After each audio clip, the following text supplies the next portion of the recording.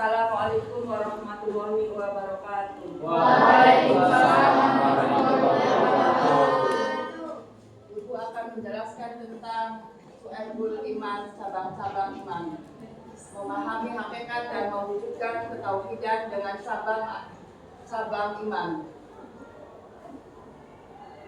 Kita mulai dengan membaca Bismillahirrahmanirrahim. Bismillahirrahmanirrahim.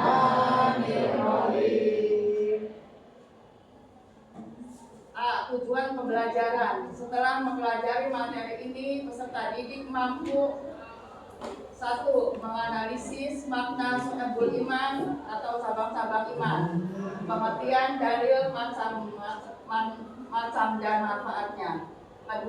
Mempresentasikan makna Syu'aibul Iman atau cabang-cabang iman.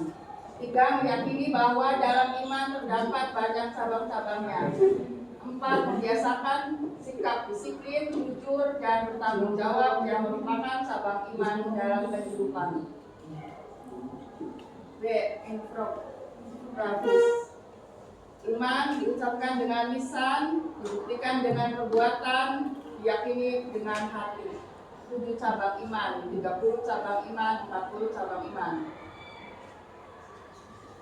Pembahasan dalam PPT ini mencakup: 1. Kisah keimanan, 2.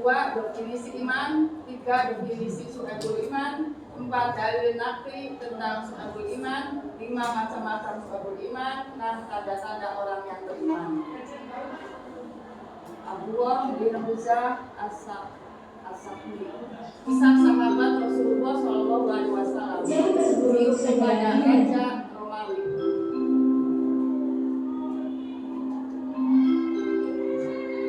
Kisah Abdullah bin Huzah.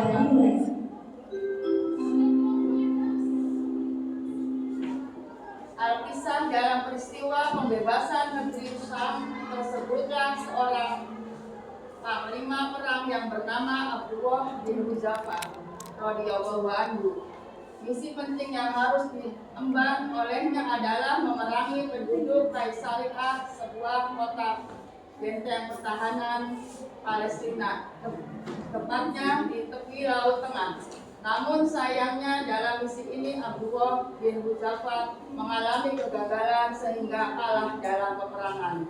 Kemudian tertangkap dan dijadikan tawanan perang oleh tentara Romawi.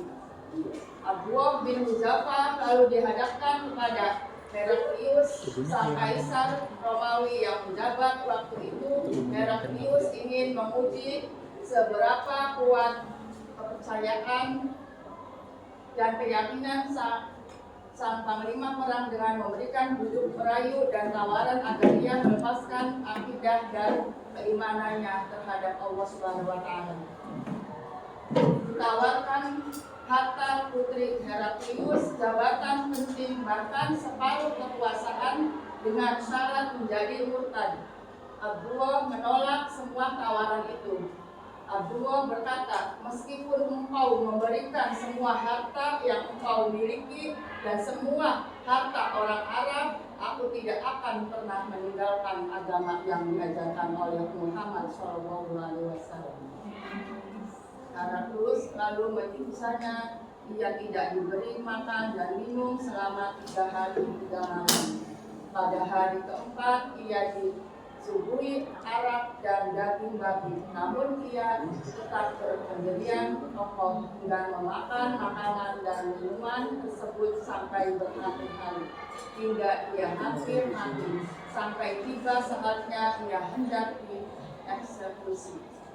Heraklius lalu memerintahkan anak buahnya untuk mengikat dan menyalib Abdullah bin Hudzafah, dan Regu pemanah pun bersiap-siap untuk mengeksekusinya, namun ia tetap bertahan dengan prinsipnya. Sekali lagi Heraklius menawarkan agar ia masuk Nasrani, namun kesekian kalinya juga diolak-alik Abdullah bin Hudzafah. Akhirnya ia diturunkan dari tiang salib. Sebagai ganti hukuman panah, Heraklius memerintahkan agar disiapkan besar dengan air yang mendidih. Sebelum ngebuang dilemparkan hulu tawaran lain dan langsung meleleh hingga tinggal tulang. Tiba giliran Abdullah tidak menangis. Bisa Abdullah bin Huzaifah. Heraklius mengira bahwa ia menangis karena takut dengan kematian serta mundur dari keteguhannya dan akan bersedia meninggalkan keyakinannya kepada Allah Subhanahu wa Ta'ala. Lalu Heraklius menawarkan sekali lagi kepada Abdullah bin Huzaifah untuk masuk ke agama Nasrani, tetapi ternyata masih ditolak juga olehnya. Heraklius pun penasaran dan menanyakan, lalu kenapa engkau menangis? Dan Abdullah bin Huzaifah pun memberikan jawaban yang menakjubkan sehingga menetapkan kegagalan, kelemahan dan kekalahan Heraklius. Saya menangis karena saya hanya memiliki jiwa sebanyak rambut saya, sehingga tidak banyak yang bisa saya korbankan untuk menebus agama saya meskipun semuanya mati di jalan Allah Subhanahu wa Ta'ala. Akhirnya Heraklius pun menyerah dan mengakui kekalahannya terhadap Abdullah bin Huzaifah. Lantas ia pun memberikan penawaran terakhir sebagai bentuk kekalahannya. Demi menjaga martabatnya, Heraklius berkata, Abdullah, maukah engkau mengucuk kepalaku? Aku akan melepas dan membebaskanmu. Abdullah bin Huzaifah pun menyetujui dengan syarat Heraklius membebaskan 300 tawanan perang yang lain yang ditahan bersamanya. Mendengar hal tersebut, lantas Heraklius pun berdiri dan mengucuk kepala Abdullah bin Huzaifah sehingga sahabat-sahabat yang lain pun mengikutinya. Janji kepada Allah Subhanahu wa Ta'ala, wa akhadha rabbuka min bani adama min zuhurihim dzurriyyatahum wa ashhadahum ala anfusihim alastu bi rabbikum qalu bala syahidna am taqulu yaumal qiyamati inna kunna an hadza ghafilin.